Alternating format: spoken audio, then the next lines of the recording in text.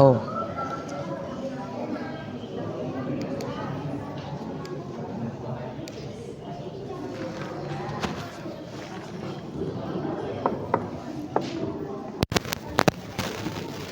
Bismillahirrahmanirrahim. Assalamualaikum warahmatullahi wabarakatuh.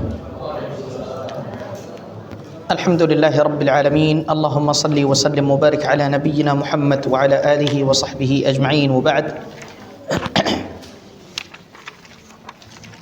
فحدثني جماعة من الشيوخ وهو أول حديث سمعته منهم بإسناد كل إلى سفيان بن عيينة عن عمرو بن دينار عن أبي قابوس مولى عبد الله بن عمرو بن العاص رضي الله عنهما عن عبد الله بن عمرو بن العاص رضي الله عنهما عن رسول الله صلى الله عليه وسلم أنه قال الراحمون يرحمهم الرحمن ارحموا من في الأرض يرحمكم من في السماء.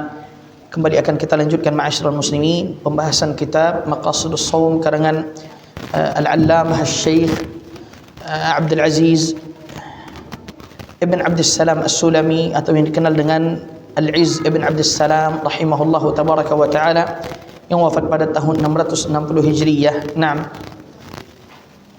Bismillahirrahmanirrahim. Ala Rasulillah. Allahumma ighfir lana wa li syekhina wal muslimin. Qala mu'allif rahimahullahu ta'ala ada puasa. Ada puasa ada 6. La. Ta'al.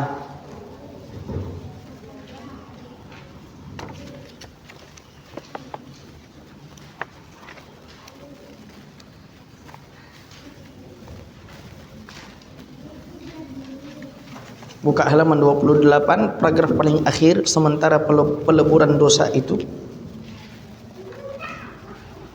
Dong kayaknya pengen cepat pulang kita ya. Nah, Ustaz Sayyid baru datang. Nah, tafadhal. Assalamualaikum warahmatullahi wabarakatuh. Sementara peleburan dosa itu berdasarkan sabda Rasulullah SAW. Nah, maksudnya peleburan dosa itu dapat digugurkan dengan puasa. Wa dosa-dosa anak Adam diampunkan oleh Allah Azza wa Jalla dengan dia berpuasa di jalan Allah Subhanahu wa taala. Dalil yang menunjukkan hal tersebut adalah Ramadan ila Ramadan mukaffiratun ma bainahunna idza tunibatul kaba'ir. Artinya Ramadan sampai Ramadan merupakan penghapus dosa antara keduanya selama dosa-dosa besar dijauhi. Nah, ini syarat apabila seseorang ingin mendapatkan ampunan Allah Azza wa Jalla, maka hendaknya dia menjauhi dosa-dosa besar. Siapa yang menjauhi dosa-dosa besar, maka Allah Subhanahu wa taala akan ampunkan untuknya dosa-dosa kecil yang dia lakukan. Nah, Ramadan yang satu dengan Ramadan yang berikutnya menghapuskan kesalahan di antara keduanya. Dan dosa besar ma'asyiral ikhwah adalah setiap dosa yang pelakunya mendapatkan ancaman hukuman di dunia ataupun laknat ataupun ia azab di akhirat. Maka setiap dosa yang pelakunya mendapatkan hukuman di dunia ya ataupun pelaku tersebut mendapatkan laknat atau ancaman azab di akhirat, maka dosa tersebut menjadi dosa-dosa besar. Naam. Assalamualaikum. Kemudian sabda Rasulullah sallallahu alaihi wasallam. Man shoma Ramadan imanan wa ihtisaban ghufira lahu ma taqaddama min dhanbi. Artinya barang siapa berpuasa Ramadan karena iman dan berharap pahala dari Allah, maka diampunilah dosanya yang sudah lalu. Artinya karena iman terhadap kewajiban berpuasa dan berharap pahalanya di sisi Tuhannya. Nah, jadi syarat orang mendapatkan ampunan Allah Azza wa Jalla atas dosa-dosanya yang telah berlalu tatkala dia puasa Ramadan dua. Yang pertama, hendaknya dia berpuasa itu dengan penuh keimanan. Dia yakini bahwa yang memerintahkannya untuk berpuasa Allah. Dia tidak berpuasa karena melihat orang berpuasa. Dia tidak salat tarawih karena melihat orang salat tarawih, tapi semata-mata dia berpuasa dan melakukan salat tarawih karena Allah Azza wa Jalla yang memerintahkan itu, dan dia yakin. Kemudian yang kedua, dia berharap pahala dari Allah Subhanahu wa taala. Kalau seandainya keimanan dan pengharapan pahala dari Allah ada di saat kita berpuasa Ramadan dan di saat kita melakukan salat tarawih, maka dosa-dosa kita yang telah berlalu akan diampunkan oleh Allah Subhanahu wa taala. Cuman dosa apa yang diampunkan? Wallahu tabaraka wa ta'ala alam bisawab. Ijma' para ulama mengatakan bahwa yang diampunkan itu adalah dosa-dosa kecil.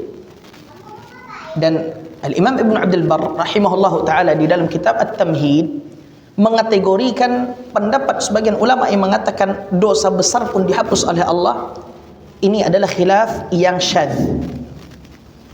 Khilaf syadz itu apa? Khilaf yang maknanya tidak dilihat khilaf ini, tidak dijadikan sebagai sesuatu yang bisa dijadikan pegangan.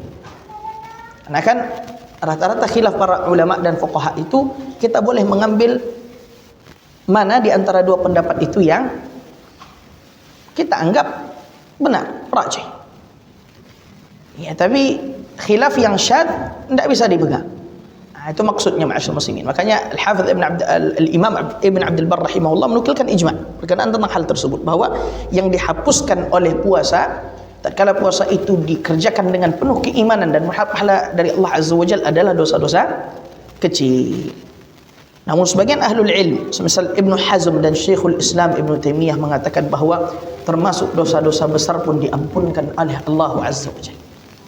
Wallahu alam bissawab. Pendapat yang kami pilih adalah seorang kalau dia berpuasa dengan penuh keimanan kepada Allah Azza wa Jalla dan mengharap pahala darinya, maka dosa-dosa kecilnya diampunkan oleh Allah, dan diharapkan dosa besarnya pun juga diampunkan oleh Allah Subhanahu wa taala. Nah, Assalamualaikum, tentang melumpuhkan syahwat. Karena lapar dan dahaga dapat melumpuhkan syahwat atau maksiat. Nah, berarti lawannya kenyang itu dapat mendatangkan syahwat dan maksiat. Jadi ikhwani fiddin azanillahu wa iyyakum, dihidupkan Pak Dokter. Pak Dokter, AC-nya dihidupin kan? Atau dikecilkan? Oh, Ana suka dingin. Tidak satu aja Pak Dokter, yang dekat dengan Ana ini aja yang dibuat 16.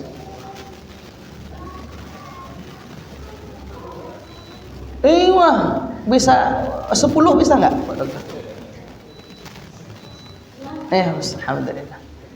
Satu aja, alhamdulillah. Jadi ma'asyiral ikhwah, azani Allah wa iyyakum, ketika saya tidur di luar rumah, disitulah saya mendeklarasikan kebebasan untuk memakai AC. Karena di rumah subhanallah kita sayang sama istri. Istri nggak sanggup dingin. Padahal lah sebesar ini selimutnya. Apa yang kalian tahu? Subhanallah wa bihamdi. Ya, cuma alhamdulillah jazakallah khair, terkadang dia mengalah. Selalu saya sampaikan fatwanya Syekh Abdul Muhsin Al-Abbad. Jadi Syekh Abdul Muhsin Al-Abbad ditanya, kayaknya kalau kita di kampus di Madinah itu biasanya satu asrama itu kan 2 isinya, disekat pakai dinding beton. Cuman AC itu 1. Nah, jadi ada pertanyaan, Syekh, saya suka AC, temen sekamar saya nggak suka AC, mana yang harus mengalah? Kata Syekh, yang harus mengalah yang tidak suka AC. Dinginkan suhu AC. Karena kenapa? Kalau yang kawan nih tidak suka AC, dia bisa selimutan. Tapi kalau dimatiin AC, yang suka AC mau telanjang di dalam kamar. Gimana dia mendinginkan dirinya? Yang dingin bisa menghangatkan badan, tapi yang panas. Ini fatwa wajih, fatwa yang cerdas, fatwa yang memikirkan mana maslahat yang lebih dikedepankan. Makanya saya sampaikan, yang kalau dingin masih bisa selimut, yalah. Tapi kalau udah di luar, ya, di situ saya mendeklarasikan kebebasan. Nih preman-preman nih tadi malam udah berselimut nih. Ya, suhu kamar 17. Ya, masya Allah. Udah dingin sana, enggak? Alhamdulillah enggak pakai selimut. Nah, cuman ngeri-ngeri sedep. Ya, kalau kasurnya 1 sama yang jomblo lagi. Wala quwwata illa billah. Makanya Nabi bilang selimut pakailah sama kalian.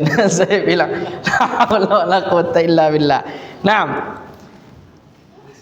Jadi ma'asyiral ikhwah azani Allah wa iyyakum jami'a, lawan daripada syahwat, lawan daripada, kalau seandainya rasa lapar dapat menghancurkan syahwat, berarti lawannya kenyang dapat mengundang syahwat.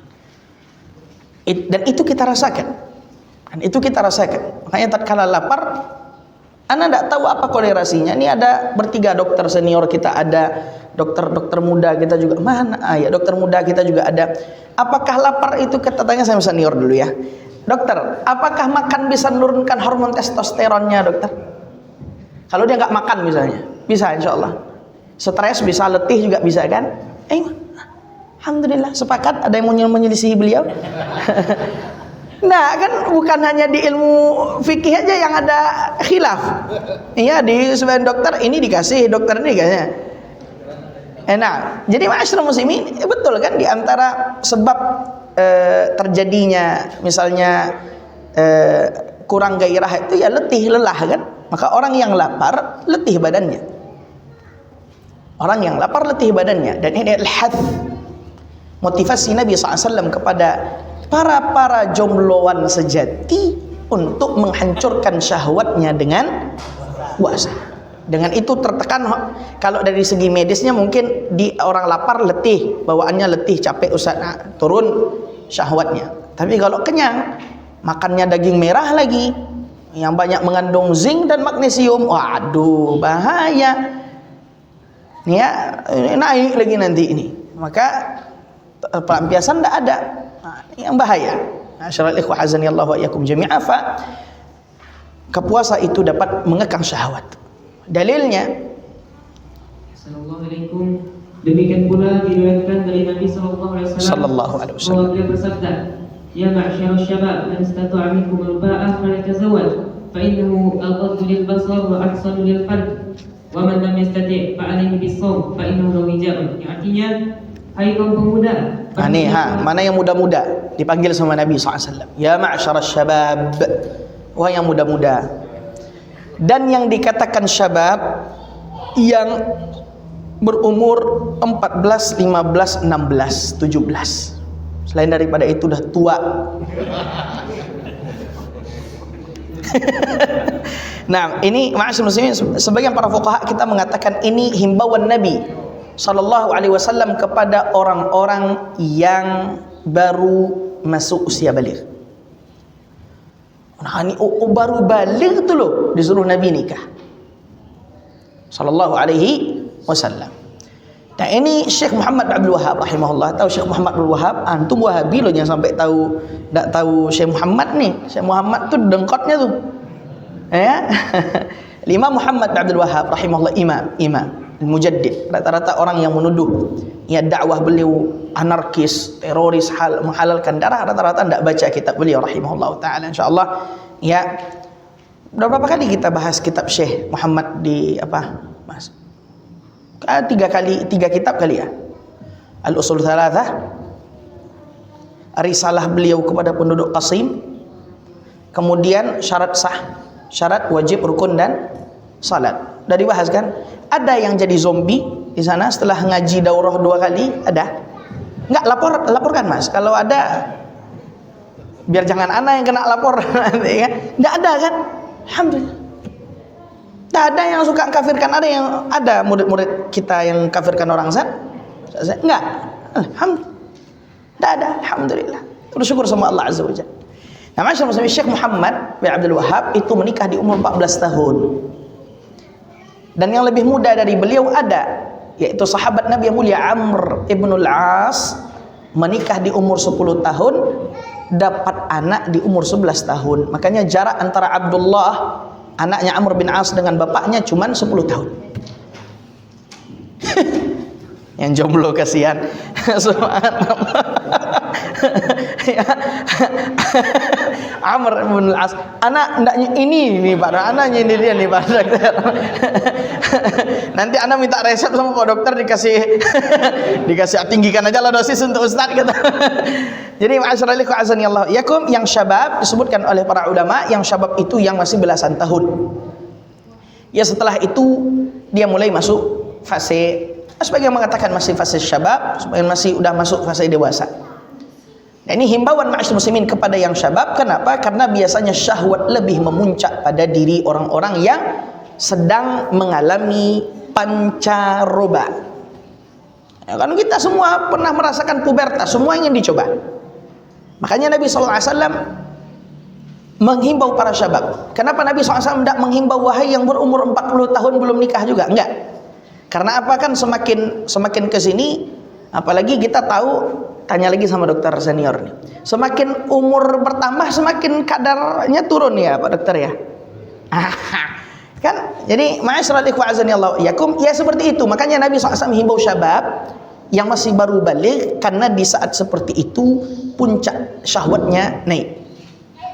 ya apalagi baru ya apa namanya ya testisnya sudah memproduksi sperma dan yang lain sebagainya, sehingga syahwat memuncak. Makanya kata Nabi SAW, ya ma'asyara syabab, wahai para pemuda yang berumur 12 tahun, 13 tahun, 14 tahun, 15 tahun, 16 tahun, 17 tahun, nikah. Kalau kalian sanggup ba'ah di sini, para ulama kita mengatakan jima', ada lagi mengatakan mampu untuk menikah dari segi finansial. Dan keduanya digabungkan oleh para ulama. Kata para ulama, al-ba'ah, barang siapa yang sanggup untuk jima' karena sudah memiliki kemampuan untuk menikah, ada penghasilan, falyatazawwaj, maka hendaknya dia menikah. Makanya kata para ulama, kenapa yang dihimbau Nabi anak berumur belasan tahun? Karena memang di umur seperti itu syahwatnya memuncak. Namun setelah berpuluh tahun, 20, 30, 40, ini syahwatnya sudah mulai stabil dan turun, atau paling tidak dia mampu untuk mengontrol nafsunya. Hanya rawan ma'asyar muslimin, anak-anak kita yang berumur belasan tahun itu didik baik-baik. Jangan kenalkan dengan pergaulan bebas, jangan kenalkan dulu dengan HP. Ya, kemudian edukasi pendidikan seksual kepada mereka. Hanya ma'asyar ikhwah terjadi ya zina ataupun penyelewengan seksual lainnya, itu disebabkan karena jauhnya orang tua dan guru daripada pendidikan seksual. Dan Nabi SAW ajarkan itu, umur 7 tahun perintahkan salat, umur 10 tahun pisahkan dari ranja. Ada batasan aurah, tidak boleh lagi dipegang, tidak boleh lagi ada anak umur 5 tahun perempuan dicebokin ayahnya. Tidak ada lagi umur 7 tahun anak laki-laki dicebokin ayah atau ibunya, udah selesai, nggak ada lagi. Ajarkan. Kenapa ma'asyar muslimin, di dalam ilmu parentingnya seperti itu. Ketika anak itu dari kecil kita juga masih sampai umur 7 tahun masih dicebokin, masih ya penisnya kita pegang atau area kemaluannya kita pegang, dia akan merasa ini hal yang biasa, sehingga kalau ada orang lain yang memegang kemaluan dia, ini dia belum paham. Kalau besok makin berjalannya waktu dia paham, kok enak ya dipegang orang, nah selesai. Makanya ma'asyar ikhwah azanillahu wa iyyakum jami'a, masalah kemaluan ini bukan masalah main-main. Sedini mungkin kita ajarkan sesuai dengan umur. Sesuai dengan umur. Ajarkan, nah ini tidak boleh dipegang, ini begini-begini. Dekatkan mereka kepada Allah Azza wa Jalla. Ajarkan mereka untuk mengetahui batasan-batasan. Apalagi anak perempuan, ma'asyiral ikhwah, anak perempuan harus diajarkan dari kecil malu. Banyak orang tua yang menyekolahkan anak perempuan di instansi-instansi berbasis agama, tapi lupa mengajarkan sifat malu kepada anak gadisnya.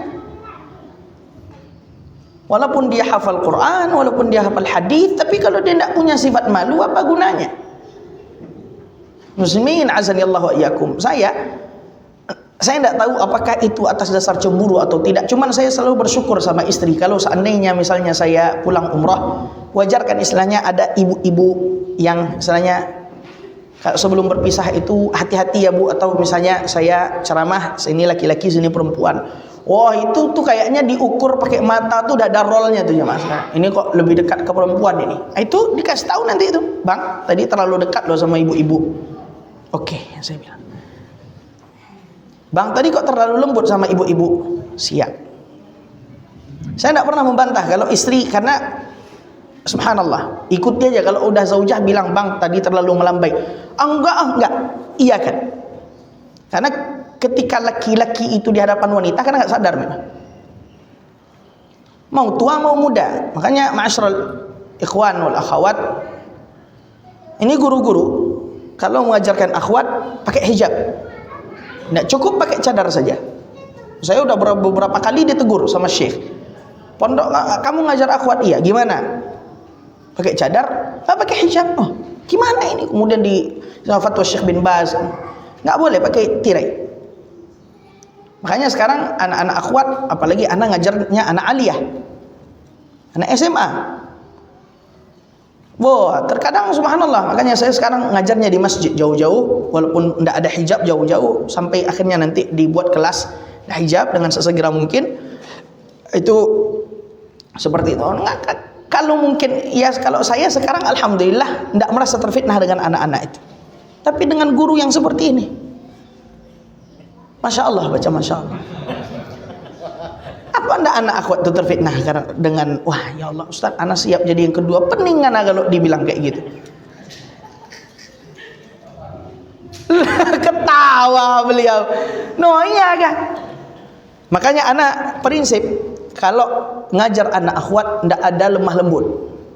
Sekali dikasih angin, Ustaz, wah itu kalau dia kayak gitu, waduh, na'udzubillah min dzalik. Bukan masuk angin, nggak tahu entah apa yang masuk nanti, Allahu a'lam. Jadi ma'asyiral muslimin azani Allah wa iyyakum jami'an, ini bahaya. Makanya seorang harus mengerti batasan-batasan yang seperti ini mulai dari rumahnya. Saya tulis tulisan di Facebook, di akun Facebook saya, ucapan guru saya Syekh Abdurrahman Asy-Syamrani hafizahullah wa ta'ala bisahih wal afiyah, di pelajaran waktu itu kami belajar fikih jinayat, fikih pidana. Fikih pidana. Perkenaan tentang hadduz zina, had zina. Syekh kasih kepada kami quote yang luar biasa. Kata beliau, rumah yang di dalamnya ada singa tidak akan dimasuki oleh anjing. Paham ya? Jadi orang tua punya peran penting, apalagi ayah, di dalam menjaga kehormatan wanita-wanita yang dia rawat di rumahnya, istrinya, anak perempuannya. Jadi kalau ada anjing menggonggong dan anjing rabies yang masuk ke rumah, itu kelalaian singa ini. Berarti singanya sedang tidur, atau singanya sakit, atau singanya loyo. Makanya masuk anjing-anjing kurapan, maaf dengan bahasa yang seperti ini, karena lelaki-lelaki hidung belang ini bahaya masing-masing.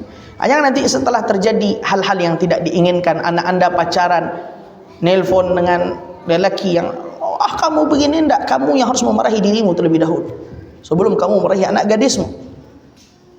Salah siapa membiarkan batasan itu dirobek oleh orang lain? Kayak ma'asyiral ikhwah azani Allah wa iyyakum, hadis ini menjadi prinsip parenting dalam agama. Ya, semuanya. Hadis perintahkan anak di umur 7 tahun, pukul dia di umur 10 tahun, pisahkan dia di ranjang, itu asal dari seluruh parenting dunia, ma'asyiral muslimin. Ya, parenting untuk menjaga batasan, parenting untuk dekat kepada Allah, semua ada di situ, dari situ. Sama dengan ini. Hadis ini merupakan sumber asal daripada seluruh parenting seksual. Ya, kemudian ini juga untuk orang tua, jangan persulit anak untuk menikah. Jangan persulit anak untuk menikah. Sebagian para salaf dahulu mengatakan anak itu harus meniru pekerjaan bapaknya. Apa maksudnya? Kalau bapaknya itu, maaf, alhamdulillah tidak ada masalah, petani, anaknya jadi petani. Karena apa? Karena kan anak akan banyak berinteraksi sejak dia kecil sampai besar, kan harusnya dia paham cara bertani, dengan itu dia bisa melanjutkan estafet kerja dan akan mempermudah dia untuk bekerja. Masyaallah, wa azani Allah wa iyyakum jami'an. Dokter-dokter nih, anak harus dokter nih, insyaallah. Makanya saya tanya sama beliau kemarin, Pak Dokter, anak udah LC, anak sejak kecil memiliki ketertarikan dengan ilmu kedokteran. Bahkan saya bilang sama, mungkin saya udah pernah bilang sama Pak Dokter, saya itu kalau pengennya jadi dokter forensik aja lah, saya bilang kan. Jadi nggak ada apa-apa kan. Kalau orang hidup nanti salah-salah mati, kalau orang mati salah-salah dia udah mati betul gitu kan. Jadi ma'asyiral muslimin azani Allah yakum jami'a. Kemudian saya ceritakan sama beliau, bibi saya punya rumah sakit besar. Kemudian saya setelah tamat pondok jadi kepala bidang kerohaniawan. Jadi mana yang mau meninggal, mana yang ngurus. Mana yang meninggal apa, nah juga yang ngurus gitu kan. Mana keluarga pasien yang histeris dimasukkan ke ruangan, nanti kita yang ini ketetapan Allah Azza wa Jal. Makanya saya sering berinteraksi dengan dokter-dokter di situ. Saya bilang sama beliau, ada dokter bedah Ustadz masuk, kita bedah orang, yuk diajarin. Nah ini caranya Ustadz. Mulazamah dokter saya spesialis tuh, yang mana yang anak spesialis anak pula SC diajarkan tuh. Aku sana, kok caronya kok tuh digitu kan. Betul, kita belum tahu hukum kan, maksudnya haram, nggak boleh kecuali yang berkepentingan masuk. Cuman biasanya kan kalau orang SC kan di awal suntik tulang belakang namanya, saya nggak hafal istilahnya saja gitu kan. Ini nanti kan disterilkan apa segala macam. Sudah itu kan cuman bagian yang itu saja yang diinikan. Nah, masuk muslimin kayak mana dokter tuh ngaruk-ngaruk rahim tuh saya udah nengok sebelum video, udah tengok kayak gitu dokter. Iya alay gitu dokternya. Karuk-karuk udah keluar, nanti dokter spesialis anak udah nunggu di depan. Nah, dicek ininya apa segala macam. Nah, bilang mungkin kalau 4 tahun aja anak mulazamah serius nih, dokter saya udah bisa jadi dokter nih, nggak perlu pakai ini. Jadi ma'asyiral muslimin azanillahu wa iyyakum, memudahkan seseorang untuk membentuk karakter anak. Jadi anak nanti tidak kehilangan arah, saya mau jadi apa ya. Nah, itu prinsip para salaf rahimahumullah, anak meniru pekerjaan bapak. Nah, kalau misalnya dokter aja lah sekarang, wah dokter sini ambil anak mulai aja syarahkan aja buku kedokteran tuh sejak kecil. Ini namanya mungkin masuk kedokteran dia mahasiswa baru paling pinter. Oh iya kan? Memang kita nggak terpikir untuk itu. Kalau para ulama seperti itu, ma'asyiral muslimin azanillahu wa iyyakum. Para ulama sejak kecil anaknya surah hafal Quran, surah hadis. Coba yang misalnya dokter dari kecil anaknya diajarkan ilmu dasar aja dulu. Saya SMA dia diajarkan ilmu dasar, nanti dia siap. Yang petani juga begitu. Yang tukang dodos, maaf, bukan pekerjaan hina. Ini nak cara bibitnya begini nak, ini ajak anak itu. Laki-laki, apalagi anak jantan tuh biarkan dia bertumbuh. Biar apa ma'asyiral muslimin? Biar dari kecil ada kejantanannya, maco. Makanya saya bilang sama istri, Ibrahim jangan biarkan di luar bang, biar aja Nabi. Hitam, biar aja anak laki-laki Nabi. Kalau maknya kan memang menjaga betul. Saya bilang enggak, biarkan aja di luar, biar kacau tanah. Wah, tuh, pas sekali keluar ini luka ada robek.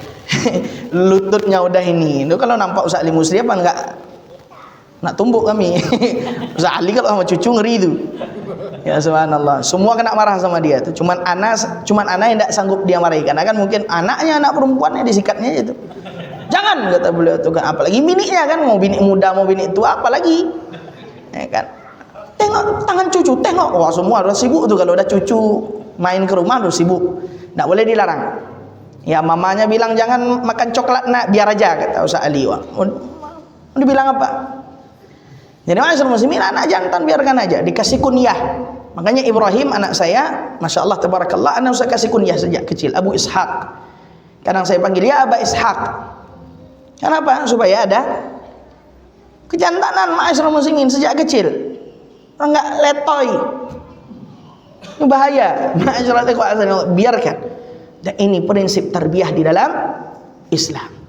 Makanya perempuan, anak-anak perempuan diberikan rukhsah untuk main boneka. Tujuannya apa? Apa tujuannya? Supaya feminim dari kecil. Seakan dia merawat anak. Berikan masak-masak. Itu tarbiyah dalam Islam. Kayaknya diberikan rukhsah untuk anak perempuan pakai boneka. Tidak lain bukan supaya dia terbiasa ya merawat anak. Dan diberi kunyah juga Ummu Fulan. Jelas ini ma'asyiral ikhwah. Nah, maka apa yang kita tekuni sekarang, ajarkan kepada anak sedikit banyaknya. Walaupun kita tidak memaksa. Hanya selalu saya sampaikan kepada orang rumah, Ibrahim ini betul. Kita mau kayak manapun dia adalah setelah Allah Azza wa Jalla pengganti bapaknya. Ya dia yang nanti ngurus adik-adiknya dan semacam. Iyalah, biarlah dari kecil kita didik dia bagaimana ke Madinah, bagaimana ini. Tapi anak-anak kita setelahnya tidak usah dipaksa. Mau dokter silahkan. Saya mau jadi kuliah di pertanian Pak, karena anak-anak manggil saya Papa. Pak, saya mau ke tuh, silahkan. Yang cewek misalnya mau psikologi, silahkan. Dan apa? Nggak ada, kita tidak boleh mendikte anak kan, arahkan anak. Cuman ya itu tadi, dia tidak boleh kuliah umum sampai hafal Quran 30 juz, Bulughul Maram hafal, kemudian Muhimmatut Tauhid, Thalathul Usul, Kitabut Tauhid, sama ya fikih mazhab Imam Ahmad udah ditekuni sama dia. Cuman bukan anak yang ngajar, Ibrahim yang ngajar. Itu ya pembicaraan seperti ini dibutuhkan. Ya antara suami dengan istri agar ada kerja sama. Kita kembali ke tema ma'asyiral muslimin azanillahu wa iyyakum jami'a. Naam. Assalamualaikum.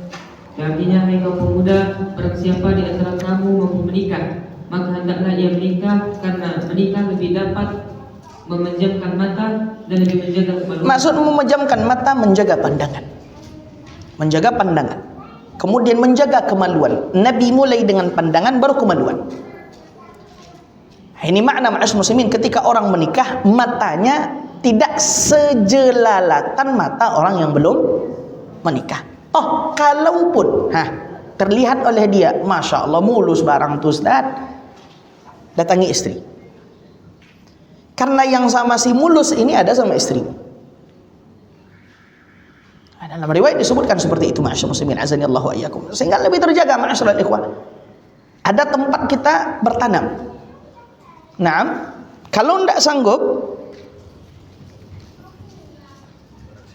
barang siapa yang tidak mampu, maka hendaklah yang berpuasa. Nabi SAW sebutkan puasa. Tidak ada yang kedua, tidak ada yang ketiga. Makanya ini dalil para ulama yang mengatakan bahwa masturbasi dan onani haram secara mutlak. Karena Nabi SAW tidak memberikan jalan keluar illa shaum, kecuali puasa. Nah, ma'asyiral ikhwah azanillahu ikum, walaupun sebagian fuqaha di antaranya ini adalah qaul mazhab Imam Ahmad rahimahullah, bahwa onani diperbolehkan dalam beberapa kondisi, di antaranya tatkala dia khawatir akan terjerumus kepada zina atau dosa-dosa besar lainnya. Misalnya ma'asyiral ikhwah, ada akhwat yang datang tiba-tiba ke kamar kunci pintu. Astagfirullah wa atubu ilaih. Dan dia memiliki ketertarikan dengan akhwat ini. Maka dia mengambil mudarat yang lebih besar atau haram yang kecil untuk menolak haram yang lebih besar. Istamni, dia keluarkan. Atau ma'asyiral muslimin, apabila dia tidak mengeluarkan maninya, maka dia akan stres, sakit atau yang lain sebagainya. Maka dalam kondisi seperti ini sebagian para fuqaha memberikan rukhsah. Cuman ma'asyiral ikhwah azanillahu wa iyyakum, sebagian athar para sahabat melakukan onani tatkala mereka berperang. Ini diriwayatkan oleh para a'immah di dalam kitab-kitab mereka. Ini dalil yang menunjukkan kebolehannya pada beberapa keadaan tertentu. Cuman wallahu alam, yang rajih di antara pendapat para ulama, la yajuzu mutlaqan. Tidak boleh secara mutlak, illa kecuali memang pada keadaan terdesak. Semisal dia berhadapan dengan sesuatu yang haram. Kalau dilanjutkan Ustaz, na'udzubillah min dzalik, maka dia mengambil mudarat yang jauh lebih kecil. Misalnya berhadapan dengan zina, maka dia melakukan sesuatu yang lebih kecil daripada zina untuk menolak sesuatu yang lebih besar. Nasallallahu alaihi wasallam wal afiyah.